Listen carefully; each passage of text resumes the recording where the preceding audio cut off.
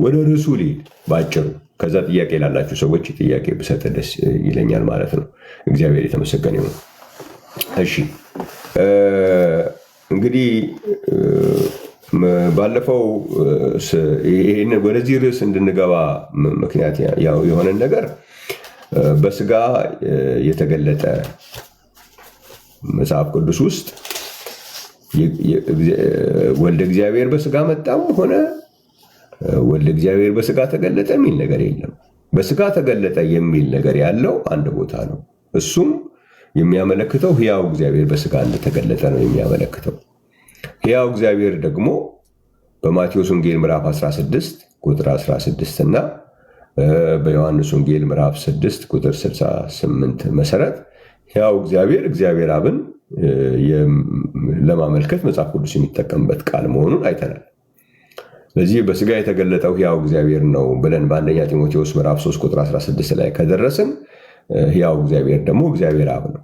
ሌላ ነገር መጽሐፍ ቅዱስ የሚለን ነገር የለም። ይህንን ወስዶ መጽሐፍ ቅዱስ የማይለውን ነገር በግድ ቃላቶች እየጨማመርን እኛ የምንለውን ነገር እንዲልን የሚደረገው ነገር ልክ አይደለም ብለናል። ደግሞ መቀጠል የሚፈልግም መቀጠል ይችላል። እኛ ግን አንጨምርም ብለናል።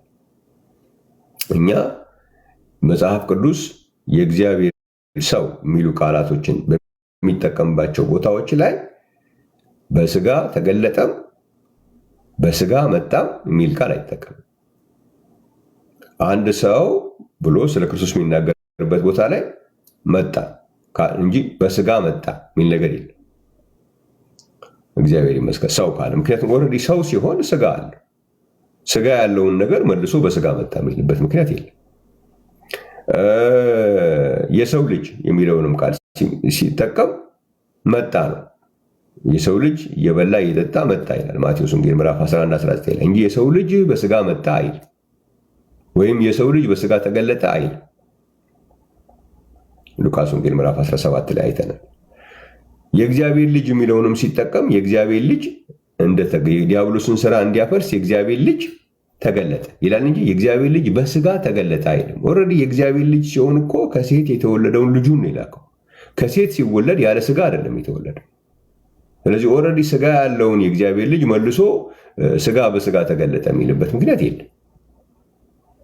በስጋ ተገለጠ የሚል ቃል መጽሐፍ ቅዱስ የሚጠቀመው አንድ ቦታ፣ ተገለጠ የሚል ቃል መጽሐፍ ቅዱስ የሚጠቀመው አንድ ቦታ ብቻ ነው። እሱም አንደኛ ጢሞቴዎስ ምዕራፍ 3 ቁጥር 16 ነው። ያ ደግሞ የተሰጠው ለሕያው እግዚአብሔር። ሕያው እግዚአብሔር ደግሞ መጽሐፍ ቅዱስ ስለ እግዚአብሔር አብ የሚጠቀመው ቃል አለቀ። ይህንን በኦዲዮ በመቆራረጥ በየክፍሉ በመሳደብ የሚቀየር ነገር የለው። መጽሐፍ ቅዱሳዊ ፋክት ነው፣ የተጻፈ ነገር ነው ያሳየናችሁ። እግዚአብሔር የተመሰገነ ይሁን። ከዛ በሁለተኛ ደረጃ ላይ ደግሞ ያለው ምንድነው? በአብ ቀኝ የሚለው ሐሳብ ነው። በአብ ቀኝ ተቀመጠ የሚል ቃል መጽሐፍ ቅዱስ አይጠቀምም ብያለሁ። ይህንን ተጠቅሟል የሚል ነገር ዝም ብሎ እዚህ መጥቶ የጠየቀኝ ሰው የለም። ግን በየክፍሉ እንዲህ ዝም ብሎ በየትኑ ይሽከረከራል ዝም ብሎ ማለት ነው።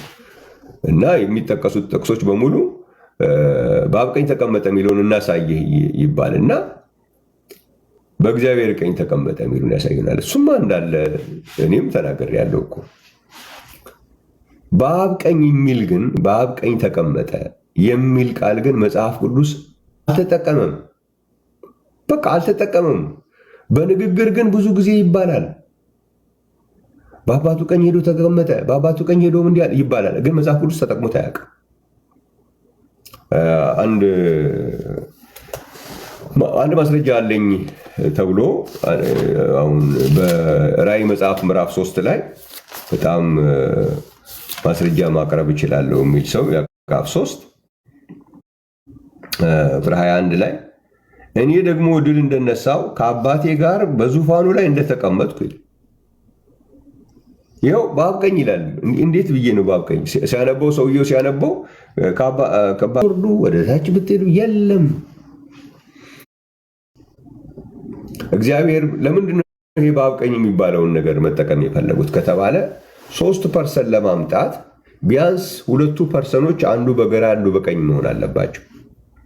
ስለዚህ እግዚአብሔር የሚለው የጋራ ስያሜ ነው የሚል ለአብም ለወልድም ለመንፈስ ቅዱስም የሚሰጥ የጋራ ነው ወይም የባህሪ ነው የሚባል ነገር ስላለ ፐርሰን ለማድረግ 2% ለመፍጠር በእግዚአብሔር ቀኝ ተቀመጠ የሚለው አያዋጣም። ስለዚህ ምን መደረግ አለበት? ቃል መፈብረክ አለበት። ቃል መፈብረክ አለበት። ተፈብርኮ በሰዎች አእምሮ ውስጥ በድግግሞሽ እንዲገባ ተደረገ። ይህ አይደለም፣ በድግግሞሽ አይደለም ጭንቅላታችን ውስጥ እንዲገባ የተደረገው። በአብ ቀኝ ተቀመጠ የሚል መጽሐፍ ቅዱስ ውስጥ ማስረጃ አለን የሚል ሰው ገብቶ ማሳየት ነው። ስድብ አያስፈልገው። ሌላ እንዲህ በዚህ ያለ ጊዜ ማጥባት አያስፈልግም። ምክንያቱም ይሄ መንፈሳዊ ነገር ነው። እኛን የተሳሳተን ሰው ለመርዳት ለማዳን እስከሆነ ድረስ ምንም ወደ ብሽሽቅ የሚኬድበት ምናምን የሚባል ነገር የለም። እግዚአብሔር የተመሰገነ። ገብታቸው ኧረ አይደለም ይሄ ነገር እኮ አለ በዚህ ምኛው ምዕራፍ ላይ ስላላነበባችሁት ነው ብሎ ማሳየት ነው። እግዚአብሔር የተመሰገነ ነው። ስለዚህ ይሄ በአብ ቀኝ የሚለው አለመኖሩ ቲዎሪውን በሙሉ ፎልሲፋይ ያደርገዋል። የሶስት አካል የ3% ቲዎሪ ፈረሰ ማለት ያንን እንዳይፈርስ የመጣ ቃል በእግዚአብሔር ቀኝ ተቀመጠ ቢሉ እግዚአብሔርን ባህሪ ብሎ ስለሚተረጉሙት የባህሪ ቀኝ ወዴት ነው? ባህሪ ግራና ቀኝ አለው እንዴ? የለውም። ስለዚህ እሱ ነገር ትርጉሙ አካላዊ ባህሪ ግራና ቀኝ አለው እንዴ? የለውም። የፐርሰን የአንደኛውን ፐርሰን የሚገልጽ ነው። ወልድ የሚለው ደግሞ የሌላኛውን ፐርሰን ነው የሚገልጽ ነው ብሎ ስለሚሉ እግዚአብሔር ስንል ግን ባህሪን ነው የሚገልጸው ብሎ ስላሉ ስላልተመቸ፣ ስለዚህ የግዴታ መጽሐፍ ቅዱስ ውስጥ የሌለ ፈጠራ መጣ ማለት ነው። ይሄ የሶስት አካል ትምህርት ወይም የ3% ትምህርት ብዙ ጊዜ ስላሴ የሚለው ቃል ላይ አይደለም። አሁን አንዳንዴ ስላሴ የሚለው ብቻ አይደለም መጽሐፍ ቅዱስ ውስጥ የሌለ። ይሄ አሁን በእግዚአብሔር ቀኝ ተቀመጠ በአብ ቀኝ ተቀመጠም የለም፣ ፈጠራ ነው። ፐርሰኖችን የገባ ቃል ነው። መጽሐፍ ቅዱስ ውስጥ ስለጠፋ ስኮላር የሚሏቸው ሰዎች ጨመሩት። አሁን ሰው ሁሉ ሲጸልይ በአባቱ ቀን የተቀመጥከው ምናምን ይላሉ፣ ሲጸልዩ ራሱ ማለት ነው። ከየት መጣ እሱ? የትኛው ምዕራፍ ላይ ተነበበ? የለም። እግዚአብሔር የተመሰገነ ይሁን። እግዚአብሔር ይመስገን። ይህ አሁን እንደዚህ አይነት ጥያቄዎችን በምታቀርቡበት ጊዜና መጽሐፍ ቅዱስ ላይ የሌለ በምታቀርቡበት ጊዜ አንዳንድ ስኮላርስ ነን ወይም ደግሞ እንደዚህ በዛ ሴንስ ውስጥ ተምረናል የሚሉ ሰዎች ምን ያመጣሉ? አንዳንድ የፈረንጅ ቃሎች ያመጣሉ። ለምሳሌ ኤግዛክት ወርድ ፋላሲ አትጠቀሙ፣ እናንተንም እኮ የሆነ ነገር ብንጠይቃችሁ እኮ ቃል በቃል ብንጠይቃችሁ አታመጡም። ኤግዛክት ወርድ ፋላሲ በእግዚአብሔር ቀኝ ተቀመጠ የሚል ተጽፏል። የተጻፈውን ነው መጠቀም ያለበት። የተጻፈ ነገር ባለበት ቦታ ላይ ያልተጻፈ ነገር ተጠቅመህ ኤግዛክት ወርድ ፋላሲ ብለህ ልጠይቅ አትችልም። ኤግዛክት ወርድ ፋላሲ የሚመጣው ያልተጻፈ ጉዳዩ በዳይሬክትሊ ያልተጻፈ ነገር ግን በመረዳት ያለ በሚሆንበት ጊዜ ነው የኤግዛክት ወርድ ማተጠይቀው። የተጻፈ ነገር ባለበት ቦታ ላይ የተጻፈን ነገር ደፍጥጠህ እየሄድክ ኤግዛክት ወርድ አትጠይቀኝ አይባልም። እግዚአብሔር የተመሰገነ ነው። እንዴ እናንተን ኢየሱስ አብ ነው የሚል ቃል በቃል እንድታሳዩ እንጠይቃቸዋለን ከአሁን ጀምሮ ምናምን ይላል። ያንን ስለጠይቃችሁ ለምንድን ነው ኤግዛክት ወርድ እንዳትጠይቁን ለማለት ነው። እግዚአብሔር ይመስገን። ሁለቱም ይገናኝ ነገር አይደለም። ሁለቱም ይገናኝ ነገር፣ ይሄ የተጻፈ ነገር ነው። የተጻፈን ነገር ደፍጥጠህ ነው የመጣኸው። የተጻፈን ነገር ደፍጥጠህ ስትመጣ አይሆንም። በእግዚአብሔር ቀኝ የሚል ተጽፏል። ስለዚህ በእግዚአብሔር ቀኝ ነው። የእግዚአብሔር ቀኝ ደግሞ እግዚአብሔር መንፈስ ነው፣ ቀኝና ግራ የለውም። ስለዚህ የፐርሰን ጉዳይ እንዳልሆነ ስለሚያረጋግጥ የግዴታ ቃሉን መቀየር ተፈለገ ማለት ነው። አንድ ነው የሚል የተጻፈበት ቦታ ላይ አምላካችን እግዚአብሔር አንድ እግዚአብሔር ነው የሚል የተጻፈበት ላይ ሶስት የሚል ለምን ይመጣል?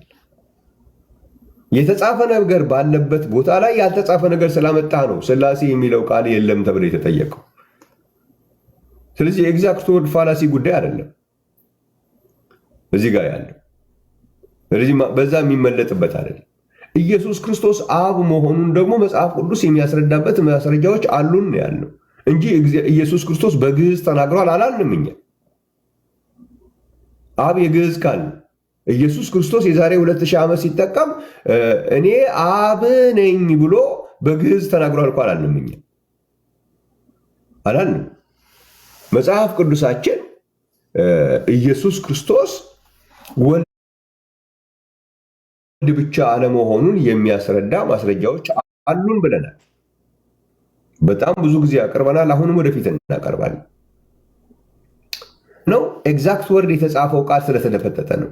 አምላካችን እግዚአብሔር አንድ እግዚአብሔር ነው ብሎ እያለ አይ አንድም ሶስትም ነው ሲባል አምጡ መጽሐፍ ላይ እንላለን።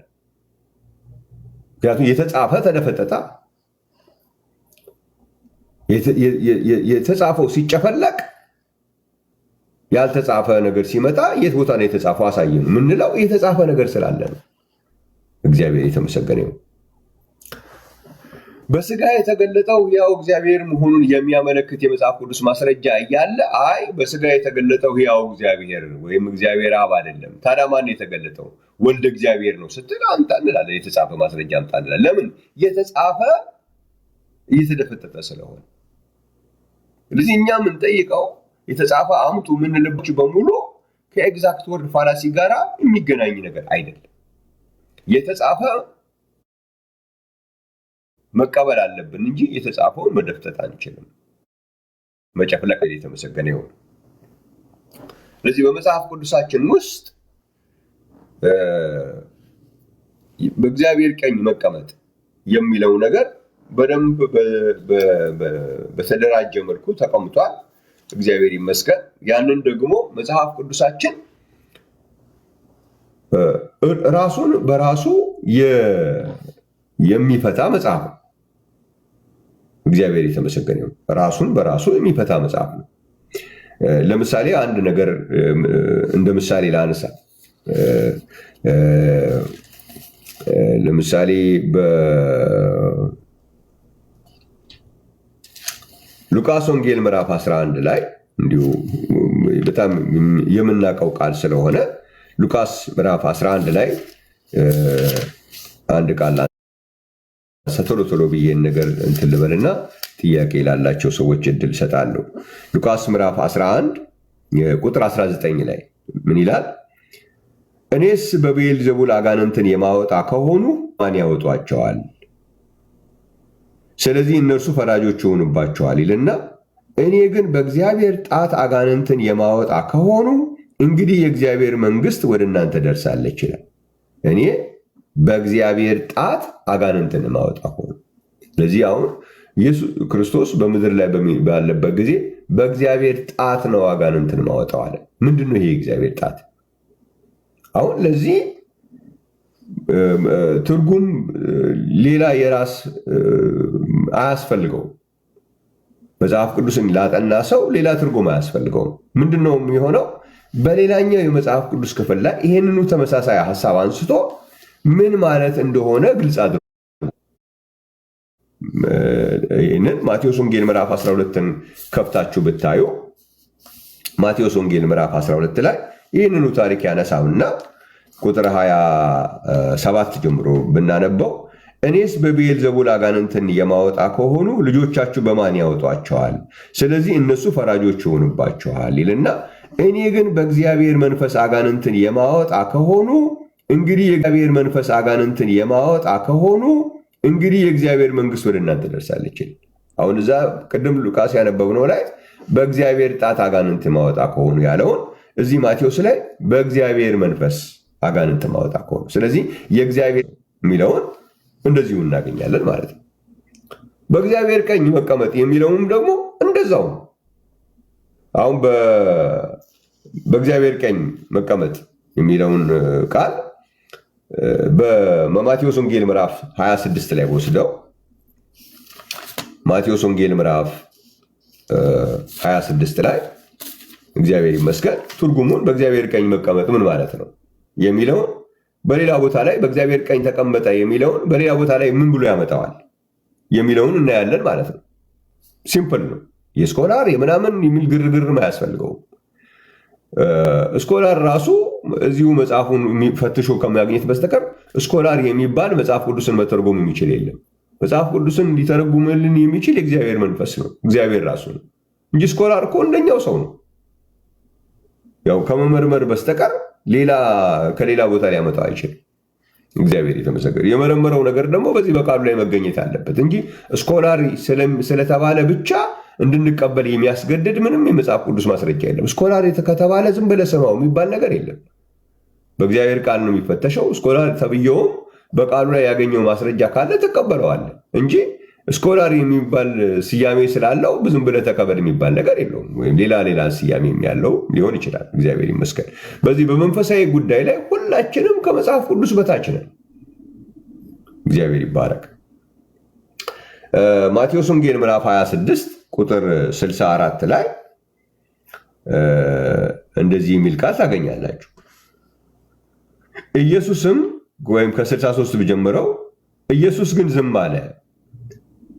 ሊቀ ካህናቱም አንተ የእግዚአብሔር ልጅ ክርስቶስ የሆነ እንደሆነ እንድትነግረን በሕያው እግዚአብሔር አምልሃለሁ አለው።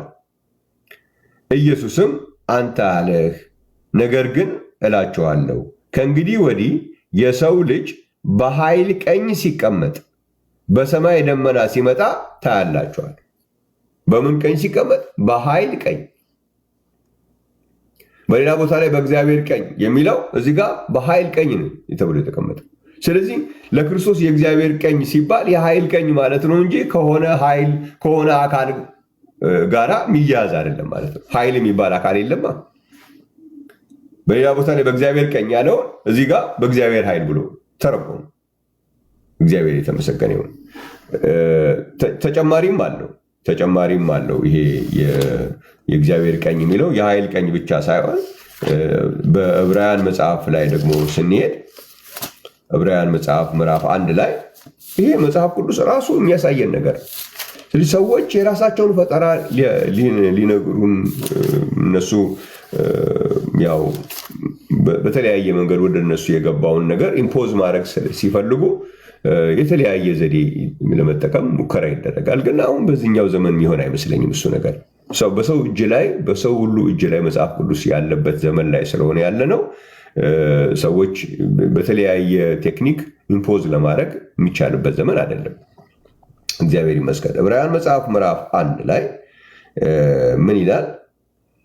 ከጥንት ጀምሮ እግዚአብሔር በብዙ አይነትና በብዙ ጎዳና ለአባቶቻችን በነቢያት ተናግሮ ሁሉን ወራሽ ባደረገው ደግሞ ዓለማትን በተፈጠረበት በልጁ በዚህ ዘመን መጨረሻ ተናገረን። እርሱም የክብሩ መንጸባረቅና የባህሪው ምሳሌ ሆኖ ሁሉን በስልጣኑ ቃል እየደገፈ ኃጢአታችንን በራሱ ካነጻ በኋላ በሰማያት በግርማው ቀኝ ተቀመጠ ይላል።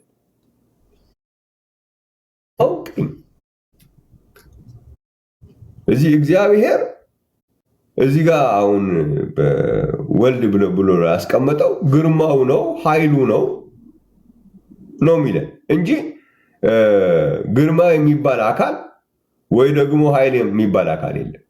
ክርስቶስ አሁን በድካም አይደለም ያለው፣ በግርማ ነው ያለው፣ በኃይል ነው ያለው። እግዚአብሔር ይመስገን። ሁለተኛ ቆሮንቶስ ላይም ስታነቡ ምን ብሎ ያስቀምጠዋል?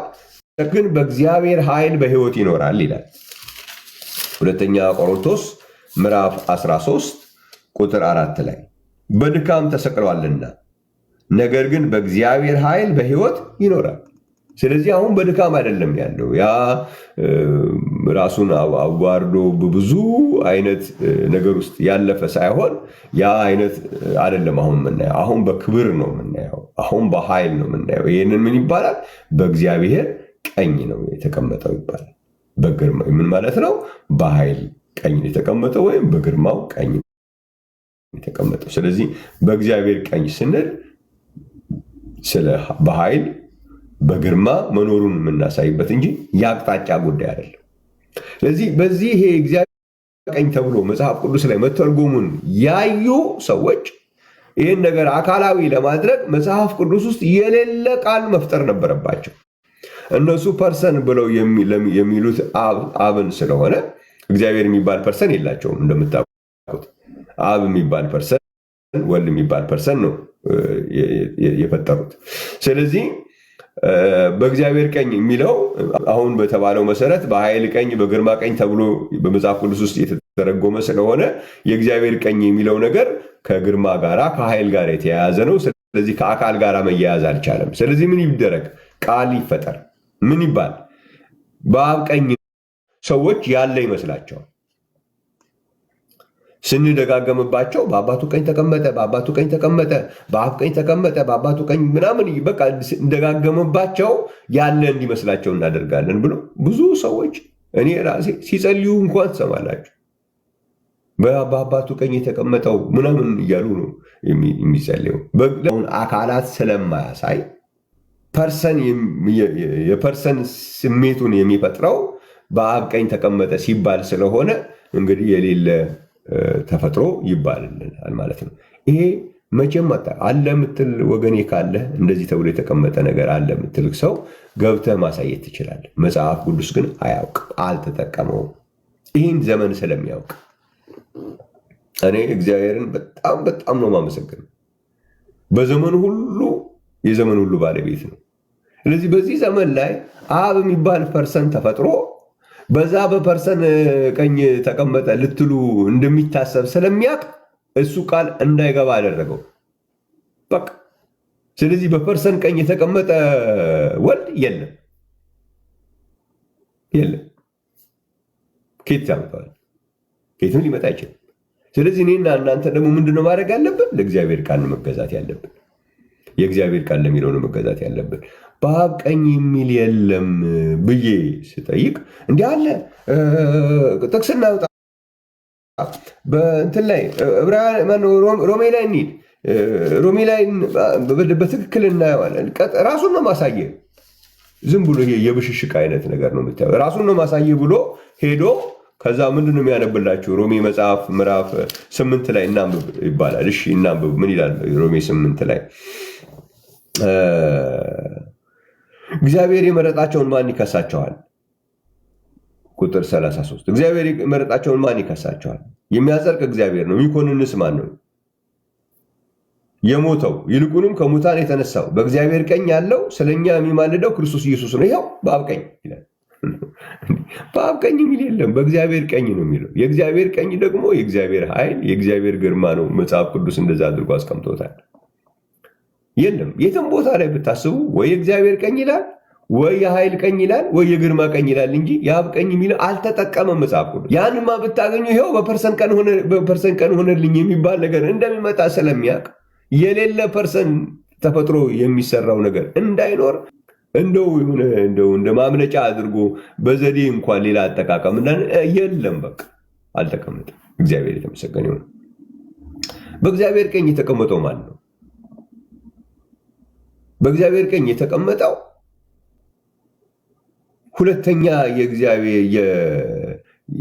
ሁለተኛው የእግዚአብሔር አካል አለ። እግዚአብሔር ወልድ በእግዚአብሔር አብ ተቀመጠ። እግዚአብሔር አብ እግዚአብሔር ነው። እግዚአብሔር ወልድ እግዚአብሔር በእግዚአብሔር ቀኝ ተቀመጠ ነው። ማን ነው የተቀመጠው? እዚህ ላይ ምንድን ነው የሚናገር? የሚኮንንስ ማለት የሞተው ይልቁንም ከሙታን የተነሳው። ስለዚህ በእግዚአብሔር ቀኝ አለ የምንለው የሞተውና የተነሳው ነው። ይሄ ደግሞ ምንድን ነው? የሞተና የተነሳ መለኮት አለ እንዴ? እግዚአብሔር ወልድ ነው የሞተው? እግዚአብሔር ወልድ ነው ሞቶ የተነሳ? እግዚአብሔር ወልድ መንፈስ አይደለም እንዴ? የሞተው ከሙታንም የተነሳው የምንለው ሰው የሆነው ክርስቶስ ነው። ሰው እንጂ የሚሞተው መለኮት አይሞትም፣ መንፈስ አልሞተም። ስለዚህ በእግዚአብሔር የሞተው በድካም ተሰቅሏል የተባለው አሁን ግን በእግዚአብሔር ኃይል ነው የምንለው ያ በድካም ተሰቅሏል። አሁን ግን በእግዚአብሔር ክብር ነው ያለው፣ በግርማ ነው ያለው። እናየዋለን። በግርማ በክብር ሲመጣ እናየዋለን። እግዚአብሔር የተመሰገነ ይሁን። የተዋረደው፣ ያ የተሰቀለው፣ ያ የተተፋበት፣ ያ የተገረፈ፣ ያ በጦር የተወጋው ሰው አሁን ግን በእግዚአብሔር ቀኝ ሆኖ በእግዚአብሔር ኃይል በእግዚአብሔር ግርማ ይመጣል። አሁን በእግዚአብሔር ቀኝ ነው ያለው። ምንለው የሞተውን ይልቁንም ከሙታን የተነሳውን ነው። ያን አካል ነው በእግዚአብሔር ቀኝ ተቀመጠ ምንለው እንጂ እግዚአብሔር ወልድ የሚባል እግዚአብሔር በእግዚአብሔር ቀኝ። ስንት እግዚአብሔር አለ? አንድ እግዚአብሔር ነው ያለው እና እግዚአብሔር አብ በእግዚአብሔር ወልድ ቀኝ ተቀመጠ ስትል ስንት እግዚአብሔር ነው የሚታየ? እግዚአብሔር በእግዚአብሔር ቀኝ እንዴት ተቀመጠ ይባላል? ምን ማለት ነው? እግዚአብሔር ይመስገን እግዚአብሔር በእግዚአብሔር ቀኝ ተቀመጠ። እንደዛ አይደለም። በእግዚአብሔር ቀኝ የተቀመጠው ምንለው የሞተውን የሞተው ባስነሳው ቀኝ ተቀምጧል ይባላል። የሞተው ይልቁንም ከሙታን የተነሳው ነው። በግልጽ ቋንቋ ነው የተቀመጠው። በሌላ ቋንቋ የሰው ልጅ የምንለው ማለት ነው። የሞተው ከሙታን የተነሳው የምንለው ደግሞ እግዚአብሔር ወልድ የሚባል መለኮት አይደለም። የሰው ልጅ የሚባለው አካል ነው። በምን እናውቃለን? በሐዋርያት ሥራ ምዕራፍ 7 ላይ የሰው ልጅን በእግዚአብሔር ቀኝ ቆሞ አየሁት አለ እስጢፋኖስ። የሰው ልጅን በእግዚአብሔር ቀኝ ቆሞ፣ ያ የሞተው አካል ነው በእግዚአብሔር ቀኝ የሚባል። ያ የሞተው ይልቁንም ከሙታን የተነሳው አለ ሐዋርያ ጳውሎስ። እስጢፋኖስ ደግሞ ምን አለው? የሰው ልጅን በእግዚአብሔር ቀኝ ቆሞ ያለዋል። እግዚአብሔር የተመሰገነ። ስለዚህ የሰው ልጅ በእግዚአብሔር ኃይል፣ የሰው ልጅ በእግዚአብሔር ግርማ ነው የታየው ማለት ነው። እግዚአብሔር የተመሰገነ ይሁን። ስለዚህ መጽሐፍ ቅዱስ በእንደዚህ አይነት መልኩ በጣም የጠራ ነገር አስቀምጦልናል። እግዚአብሔር የተመሰገነ ይሁን።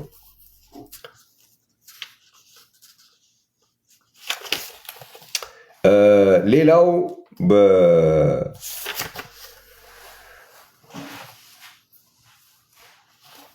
ከመቼ ጀምሮ ነው በእግዚአብሔር ቀኝ የተቀመጠው የሚለውም ነገር በጣም ወሳኝ ነገር ነው።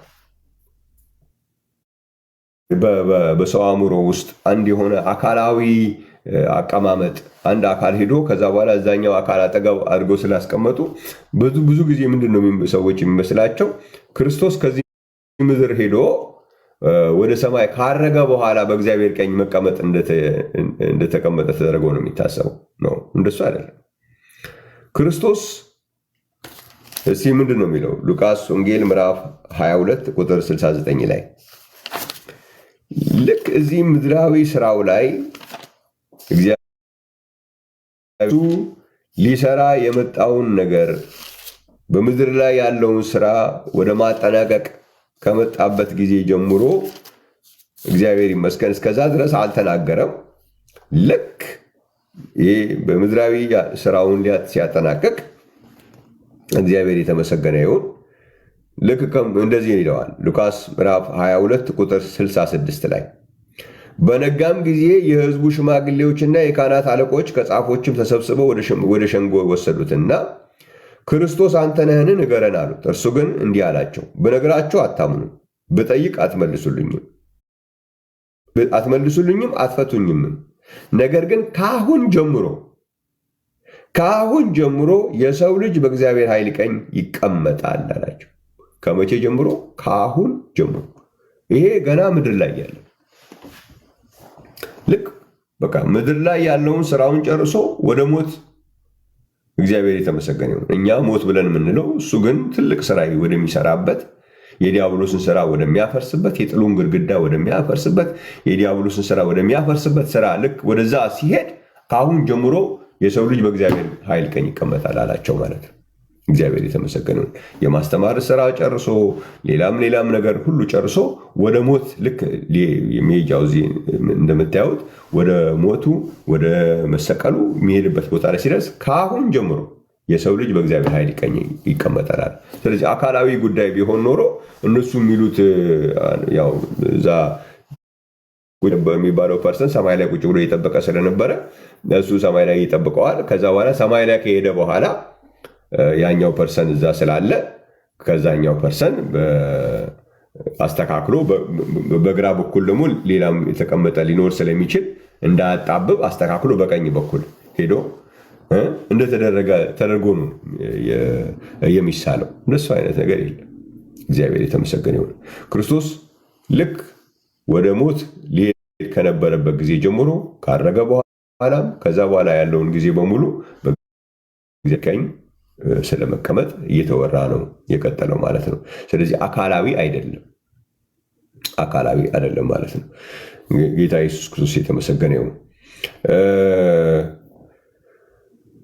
እንግዲህ በእግዚአብሔር ቀኝ ይህንን የእግዚአብሔር ቀኝ አስመልክቶ ትምህርቶች በተከታታይ ሰጥቻለሁ።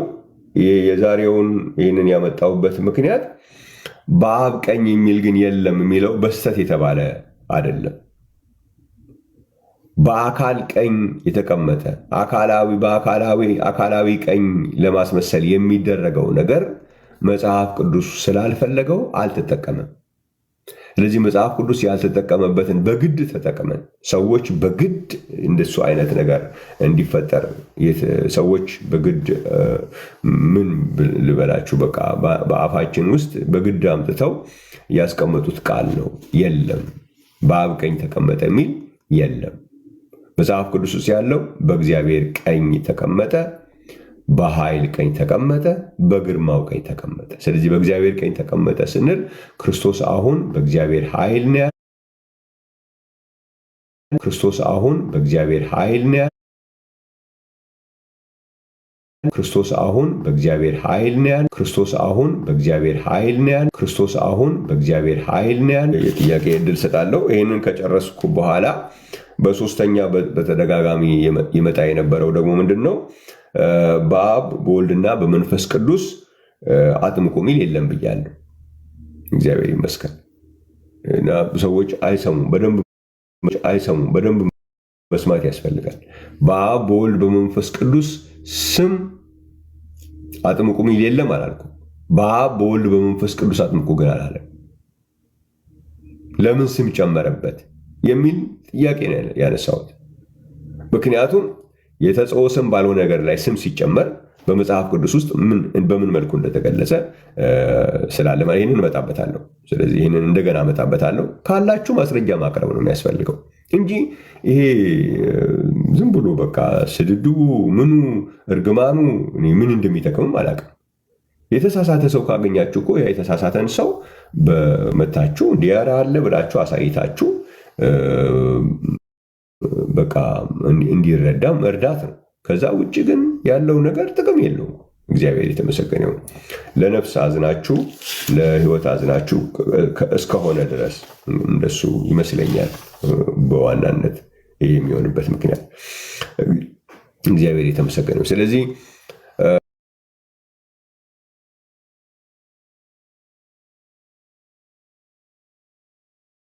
ወልድ ከአብ የተለየ ሌላ አካል ማለት ነው። እግዚአብሔር ለእግዚአብሔር ሕይወት ሰጠውን ማለት ነው። እናንተ የምትሰሙትን በሆነ እግዚአብሔር ለእግዚአብሔር ትእዛዝ ሰጠው ምን ማለት ነው? እንዴት ነው? ስንት እግዚአብሔር ነው ያለው? ትእዛዝ የሚሰጥ እግዚአብሔር እና ትእዛዝ የሚቀበል እግዚአብሔር ምን ማለት ነው?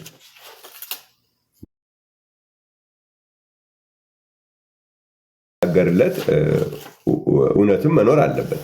እግዚአብሔር የተመሰገነ ይሁን። እግዚአብሔርን አሁን አብ ወልድን ላከው ይላል። አብ ግን ከወልድ የተለየ አካል ነው አይደለም የሚለው። አብ መንፈስ ነው፣ መረሳት የለበትም። በሁሉ ቦታ ይገኛል የተባለ ነው። በሰማያት የምትኖር ተብሏል፣ በወልድም የሚኖር ተብሏል። ስለዚህ ላኪው አብ በወልድ ሆኖ በወልድ የሚኖረው አብ ነው እንጂ ወልድን የሚልከው ከወልድ በተለየ አካል ያለ እንደዛ ነገር የለም። ግን በአካል የሚባለው ውስጥ እግዚአብሔርን ላከው ምን ማለት ነው? እግዚአብሔር አለ፣ ይሄኛውም እግዚአብሔር ነው፣ ይሄኛውም እግዚአብሔር ነው፣ ይሄኛው እግዚአብሔር ይሄኛውን እግዚአብሔር ላከው። ከዛ ደግሞ አንድ እግዚአብሔርን ልኮት እንዴት ነው የሚሆነው? ላኪው አለ እኮ አይደል? ላኪው አካል እግዚአብሔር ነው፣ ለብቻው አለ እሱ። ተላኪው አካል ደግሞ ለብቻው አለ። ስለዚህ ይሄኛውም እግዚአብሔር ነው፣ እግዚአብሔርን ላከው ምን ማለት ነው? መልካም የተመሰገነ ነው። በጣም ማይሆን ነገር ነው እና እንደዚህ አይነት ጥያቄዎችን መልሶ እንደዚህ አይነት የቃላት ጨዋታዎችን ወደዚህ የሚመጣበት ሁኔታ አለ። ኢየሱስን ላከው ይላል። እንደዛ የሚባል ነገር የለም። ኢየሱስ ስም ነው።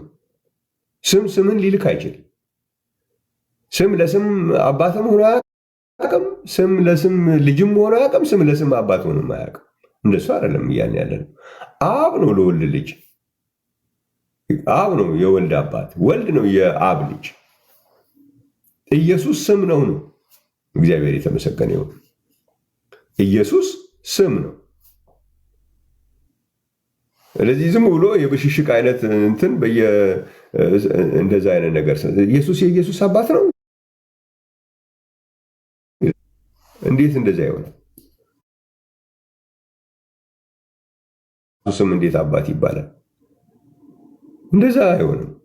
ባይሆን ጥያቄው ወደዛ ነው የሚመጣው። ኢየሱስ እግዚአብሔር ነው ከተባለ በኋላ እንደገና ኢየሱስ ደግሞ የእግዚአብሔር ልጅ ነው ከተባለ በኋላ የእግዚአብሔር ልጅና እግዚአብሔር የተለያዩ አካላቶች ከሆኑ እግዚአብሔር የእግዚአብሔር አባት ነው ወይ?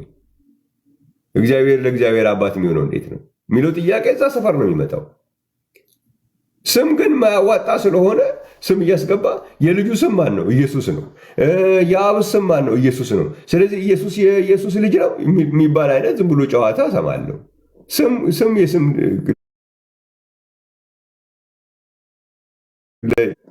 እግዚአብሔር ግን ባህሪ ነው ከተባለ በኋላ ኢየሱስ እግዚአብሔርም ነው ከተባለ በኋላ ኢየሱስ የእግዚአብሔር ልጅ ነው ከተባለ በኋላ እግዚአብሔር የእግዚአብሔር አባት ነው ምን ማለት ነው?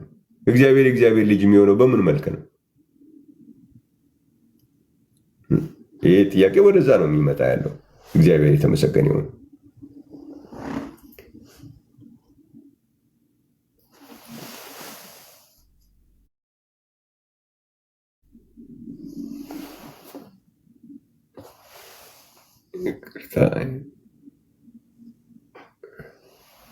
እሺ፣ ስለዚህ እነዚህ አይነት ጥያቄዎች በሙሉ ወደኛ አይደለም የሚሰሩት። እግዚአብሔር የተመሰገነ ይሁን። እግዚአብሔር ለእግዚአብሔር መንፈስ ቅዱስ ሰጠው። ምን ማለት ነው? እግዚአብሔር ለእግዚአብሔር መንፈስ ቅዱስ ሰጠው። እንዴት ነው እግዚአብሔር ለእግዚአብሔር መንፈስ ቅዱስ የሚሰጠው? እንዲህ እግዚአብሔር የተመሰገነ ይሁን። እግዚአብሔር እግዚአብሔርን ቀባው። ምን ማለት ነው? እንዴት ነው እግዚአብሔር እግዚአብሔርን የሚቀባው? እግዚአብሔር አብ እግዚአብሔር ወልድን ቀባው። እንዴት ሆኖ? ምን ማለት ነው? እንደዚህ አይነት ነገር እዛ ሰፈር ያለን ጭንቀት ወደዚህ ለማዞር የሚደረግ ነገር አይሆንም። በስም ደግሞ ነው የሚመጣው እና በስም ነው፣ በስም አይደለም ያለው። እግዚአብሔር ይመስገን። አብ የወልድ ልጅ ነው፣ ግን ይቅርታ፣ አብ የወልድ አባት ነው። አብ ግን የሚኖረው አባት የለም ነው እያልን ያለ ነው እንጂ አብ የወልድ አባት አይደለም የሚል ክርክር የለንም። የምንለውን ነገር ጠቅሶ እኮ ነው ራሱ አንድ መሟገትም ቢያስፈልግ ለማስተካከልም ቢሞከር የምንለው ነገር ይግባችሁ መጀመሪያ። እግዚአብሔር ይመስገን። ወልድ ደግሞ የአብ ልጅ ነው ያለ እንጂ ኢየሱስ የአብ ልጅ ነው አላልንም። ኢየሱስ እኮ የተወለደው ልጅ ስም ነው። ያ የተወለደው ልጅ ደግሞ ያንን ስም ደግሞ ከየት አገኘው ስንል ወረሰው ይላል መጽሐፍ ቅዱስ። ዕብራውያን መጽሐፍ ምዕራፍ 1:4 ላይ ከስሞቹ በላይ የሆነውን ስም ወረሰ ይላል። ከማን የወረሰው? ከማን የወረሰው? ዕብራውያን መጽሐፍ ምዕራፍ 1 ላይ እስኪ እንየው ምን እንደሚል። ከማን የወረሰው? ዕብራውያን መጽሐፍ ምዕራፍ 1 ቁጥር 1 ላይ ከጥንት ጀምሮ እግዚአብሔር በብዙ አይነትና በብዙ ጎዳና ለአባቶቻችን በነቢያት ተናግሮ ሁሉን ወራሽ ባደረገው ዓለማትን በፈጠረበት በልጁ። ስለዚህ በልጁ ካለ ከማን የወረሰው? ከአብ ነው። እግዚአብሔር ይመስገን። ሁሉን ወራሽ ባደረገው ዓለማትን በፈጠረበት በልጁ በዚህ ዘመን መጨረሻ እርሱም የክብሩ መንጸባረቅና የባህሪው ምሳሌ ሆኖ ሁሉን በስልጣኑ ቃል እየደገፈ ኃጢአታችን በራሱ ካነጻ በኋላ በሰማያት በግርማው ቀኝ ተቀመጠ። ሁሉን ወራሽ አደረገው ከሚለው ከወረሰው ነገር አንዱ ምንድን ነው? ከመላእክት የሚበልጠውን ስም በወረሰ መጠን ከእነርሱ አብዝቶ ይበልጣል። ስለዚህ ይሄ ከሁሉ ይበልጣል የተባለው ስምን ወረሰ። የማን? የአብ ነው ማለት ነው። እግዚአብሔር የተመሰገነ። ስለዚህ ወልድ የተወረሰ ስም ነው ያለው፣ ወርሶ ነው የአብን ስም ነው የወረሰው። ስለዚህ ኢየሱስ ስትል ወልድን ብቻ አይደለም የሚጠራው። ኢየሱስ ስትል የምትባርከው ወይም የምታመሰግነው ወልድን ብቻ አይደለም። ኤፌሶን መጽሐፍ ምዕራፍ 5 ላይ ምንድን ነው የሚለው? አምላካችንና አባታችንን ኤፌሶን መጽሐፍ ምዕራፍ 5 ቁጥር 20 ሁልጊዜ ስለ ሁሉ በጌታችን በኢየሱስ ክርስቶስ ስም አምላካችንና አባታችንን ስለ ሁሉ አመስግኑ። አምላካችንና አባታችን አብ የሚመሰገንበት ስም ነው ኢየሱስ እንጂ አብ የሚመሰገንበት ሌላ ስም የለውም። ኢየሱስ በሚባለው ስም አብ ይመሰገናል። እግዚአብሔር ይመስገን። ስለዚህ ለማመስገን ሲፈለግ ወልድን ለብቻው ነጥሎ አብን ለብቻው ነጥሎ አይደለም። ይሄ ኢየሱስ የሚባለው ስም አምላካችንና አባታችን የሚመሰገንበት ስም ነው እንጂ ወልድ ብቻ የሚመሰገንበት የሚባል ነገር የለም። እንደሱ አይነት ነገር የለም። አምላካችን አባታችን የሚመሰገንበት ስም ኢየሱስ ይባላል። ለምን? ወልድም ራሱ ያገኘው በውርስ ስለሆነ ብሎ ባለው መሰረት ወልድም ያንን ስም ወረሰው። ኢየሱስ ብለን እንጠራዋለን። አምላካችንና አባታችንንም ኢየሱስ ብለን እናመሰግነዋለን። እግዚአብሔር ይመስገን። አምላካችንና አባታችን የሚመሰገንበትም ስም ኢየሱስ ይባላል። ስለዚህ ኢየሱስ ነው አብንም ወልድንም የምንጠራበት ስም ኢየሱስ ነው እንጂ ያልነው ኢየሱስ የኢየሱስ ልጅ ነው። ኢየሱስ ይሄ ዝም ብሎ ተራ ቀልድ ነው። ዝም ብሎ ለፌዝ የሚደረግ ነገር ነው። ስም ለስም አባት ማድረግ፣ ስም ለስም እንትን ማድረግ። እስቲ ግቡ እንደዚህ ዝም ብሎ አይደለም የዚህ ሶሻል ሚዲያ ቀልድ። እስኪ እንጭመቃቸው። ኢየሱስ አባት ነው፣ ኢየሱስ የኢየሱስ ልጅ ነው የሚባል ምን እንደሚያወራም ሳያውቀው የሚያወራ ሰው ማለት ነው። እንደሱ አይነት ዝም ብሎ ፌዞች አሉ እና ለዚህ ብዙም ጊዜ አትስጡ። ድል ካላቸው የሚያስኬድ ነው ብሎ የሚያስቡም ካሉ እዚህ ገብተው ልንነጋገር እንችላለን ማለት ነው። እግዚአብሔር የተመሰገነ ይሁን። ወደ መጽሐፍ ቅዱስ ውስጥ አብን ከወልድ በመነጠል የሚመጣውን ችግር እግዚአብሔር የተመሰገነ ይሁን። ያንን ነገር የመቋቋም መንገድ አለ። አብና ወልድ በተለያዩ አካላት መሆናቸውን ማስረዳት እችላለሁ፣ ማስረጃ አለኝ የሚል ሰው ካለ መምጣት 4 ቁጥር 10 በመጽሐፍ ቅዱስ እስካለ ድረስ ምንም ነገር ቢወራ ከወልድ በተለየ አካል የሚኖር አብ የለም። ላኪ ብናረገው ተላኪ ብናረገው ላኪው በተላኪው ሆኖ ነው ስራውን የሚሰራው። ምንም የሚመጣው ነገር ልክ እንደ ትልቅ ጉዳይ አንዳንድ ጊዜ አንዳንድ ውይይቶች ላይ ይሰማሉ። እንዲህ ቆይ እንትን ራስ እሱም ተውት፣ ገዢ ልጁ ይገዛል የሚል አመጣለሁ ይላል። ገዢ ልጁ ይገዛል ያልከው የሚገዛው የት ነው የሚኖረው?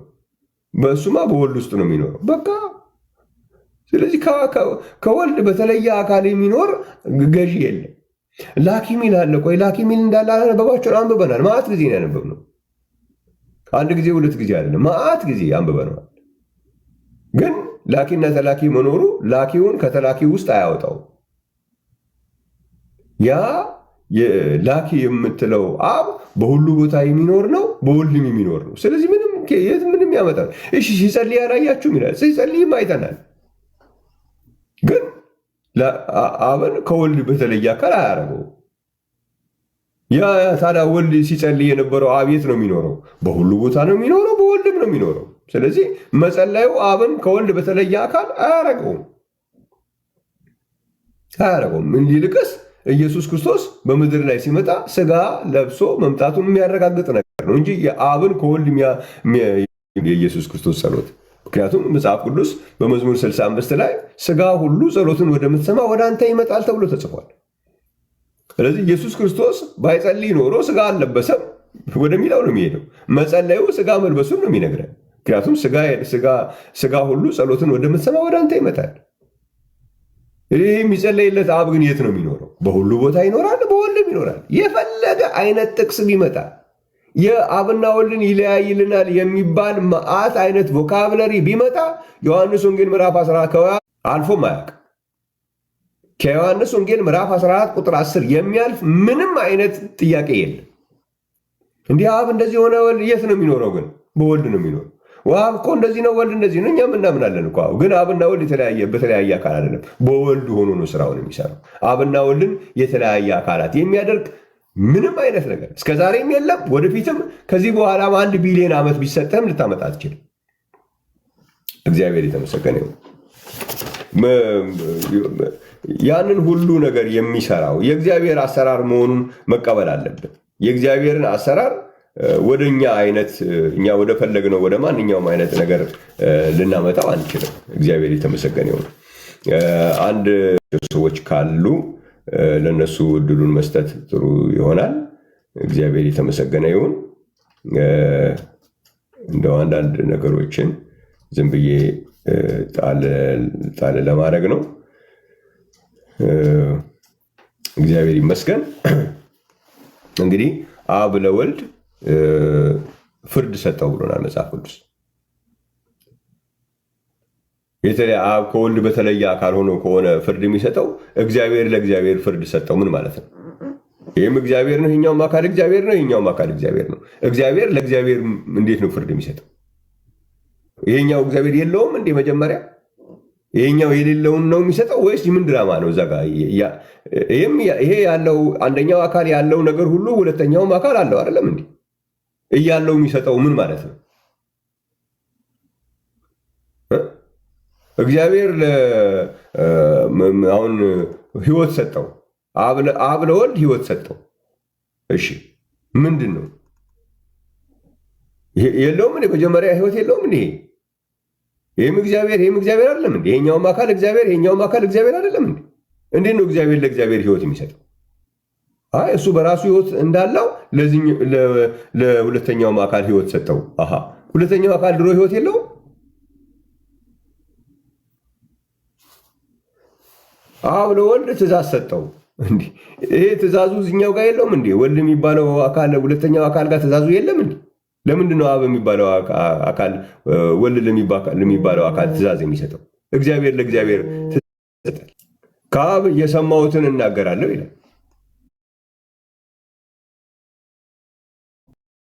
ይሄኛውም አካል እግዚአብሔር ነው። ለምን ይሄኛው አካል ከዚህኛው አካል ይሰማል? እግዚአብሔር ከእግዚአብሔር ለምንድን ነው የሚሰማው? ይሄኛው ሳይነግረው በፊት ይሄኛው አካል የለውም? ይሄኛው ሊያሰማው የፈለገው ነገር ይሄኛው የለው? አይሆንም። ይሄ ወልድ የምንለው አብ የተገለጠበት አካል እግዚአብሔር የተመሰገነ ይሁን። መጽሐፍ ቅዱስ ስለዚህኛው አካል የሚያወራው ስለ እግዚአብሔር በግ ነው የሚያወራው። ስለ ሰውነቱ ቤተ መቅደስ ነው የሚያወራው። የሰውነቱ ቤተ መቅደስ ሰጠው ከሆነ አዎ ያስኬዳል። ሰጠው፣ ሁሉ ነገር ሰጠው። ማን ሰጠው? አብ ሰጠው ይሆናል። ግን እዚህኛውም ከአብ እኩል የሆነ እግዚአብሔር ወልድ የሚባል ፐርሰን ነው ከተባለ በኋላ እግዚአብሔር አብ ለእግዚአብሔር ወልድ ህይወት ሰጠው ምን ማለት ነው? እንዲህ እግዚአብሔር አብ እግዚአብሔር ወልድ ህይወት የለው? እግዚአብሔር አብ ለእግዚአብሔር ወልድ ትእዛዝ ሰጠው። ለምን ይሰጠዋል? እግዚአብሔር ወልድ ጋር ያለው እግዚአብሔር አብ ጋር ያለው ትእዛዝ እግዚአብሔር ወልድ ጋር የለም እንዴ? ኦልሬዲ ይሄም እግዚአብሔር አይደለም እንዴ? ስለዚህ እንደዚህ አይነት ግራ የተጋባውን ነገር ለመሸፈን አንዳንድ የቃላት ጨዋታዎችን ወደዚህ ለማዞር የሚሞከር ነገር አለ። ያውም ስም ለስም እንዲህ የሆነ በሚባል መንገድ ይመጣል። እሱ የሚያዋጣ መስመር አይደለም ያለው። የሚያዋጣ ነው ብላችሁ የምታስቡም ካላችሁ እንግዲህ መግባት ትችላላችሁ። እድል ሰጣለሁ ማለት ነው። እግዚአብሔር የተመሰገነ ይሁን። እሺ አሁን የጥያቄ ሰዓት ላድርግና